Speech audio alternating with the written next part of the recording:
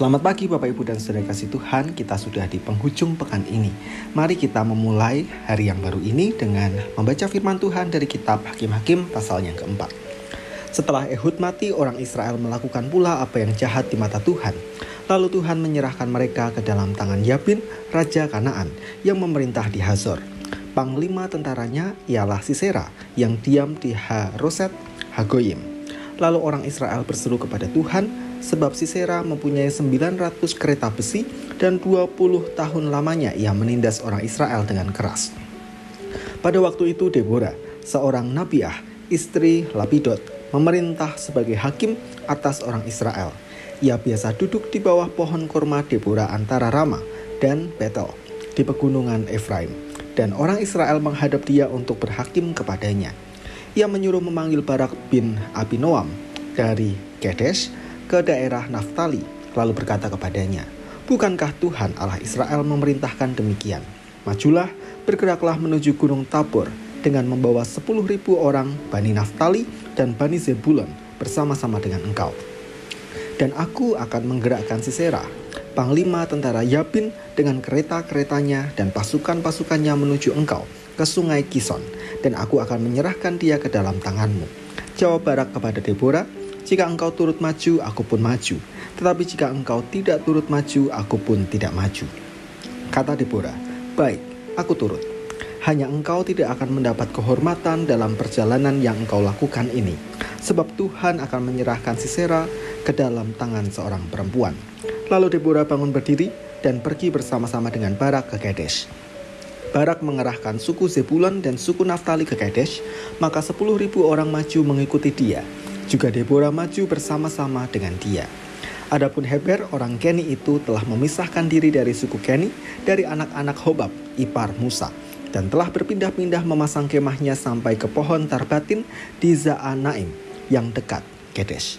Setelah dikabarkan kepada Sisera bahwa Barak bin Abinoam telah maju ke Gunung Tabor, dikerahkannyalah segala keretanya, 900 kereta besi dan seluruh rakyat yang bersama-sama dengan dia, dari Haroset Hagoyim ke sungai Kison. Lalu berangkatlah Deborah kepada Barak, "Bersiaplah, sebab inilah harinya Tuhan menyerahkan Sisera ke dalam tanganmu. Bukankah Tuhan telah maju di depan engkau?" Lalu turunlah Barak dari Gunung Tabor, dan 10.000 orang mengikuti dia. Dan Tuhan mengacaukan Sisera serta segala keretanya dan seluruh tentaranya oleh mata pedang di depan Barak, sehingga Sisera turun dari keretanya dan melarikan diri dengan berjalan kaki. Lalu Barak mengejar kereta-kereta dan tentara itu sampai ke Haroset Hagoyim, dan seluruh tentara Sisera tewas oleh mata pedang. Tidak ada seorang pun yang tinggal hidup. Tetapi Sisera dengan berjalan kaki melarikan diri ke kemah Yael, istri Heber, orang Keni itu, sebab ada perhubungan baik antara Yabin, Raja Hazor, dengan keluarga Heber, orang Keni itu.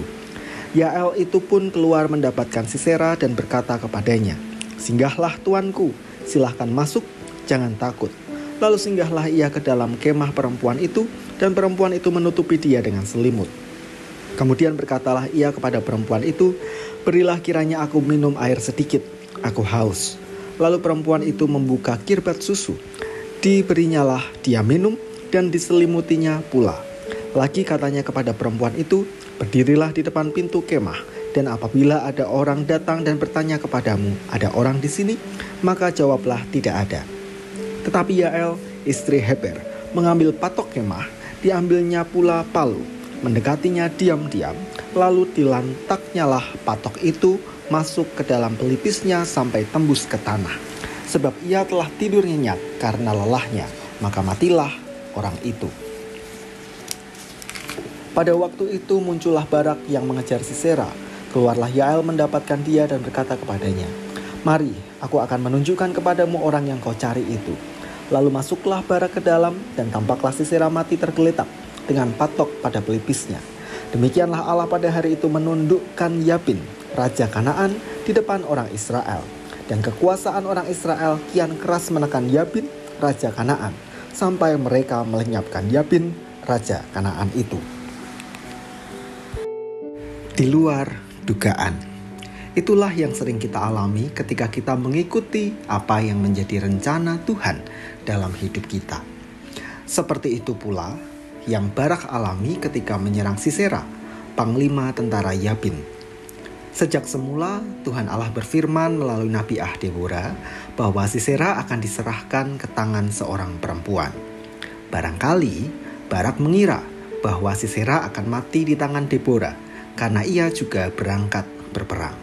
Tetapi di luar dugaan justru Sisera mati di tangan Yael, istri Heber. Padahal Sisera bertujuan untuk berlindung dari kejaran Barak karena memiliki ikatan dengan keluarga Heber. Bapak, Ibu, dan saudara yang kasih Tuhan, dari sini kita bisa belajar dua hal.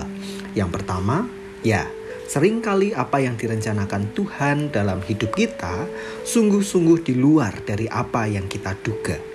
Tuhan sanggup melakukan banyak perkara yang tidak pernah kita pikirkan.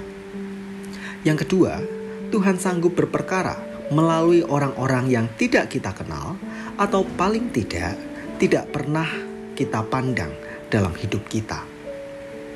Berapa banyak pengalaman kita mendapatkan pertolongan dari orang-orang yang sama sekali tidak pernah terbesit di kepala kita bahwa suatu saat ia hadir untuk memberikan pertolongan.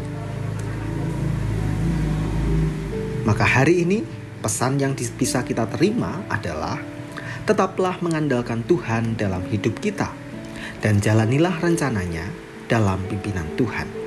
Ia sanggup melakukan perkara yang ajaib dan luar biasa yang tidak pernah kita duga. Mari kita berdoa. Terima kasih Tuhan karena Engkau menjadi Tuhan Allah yang berkuasa atas kehidupan kami, Tuhan yang sanggup berperkara dengan cara yang tidak pernah kami duga. Tolong kami agar kami tetap percaya pada pimpinan dan tuntunan Tuhan ketika kami menjalani berbagai hal dalam kehidupan kami masing-masing.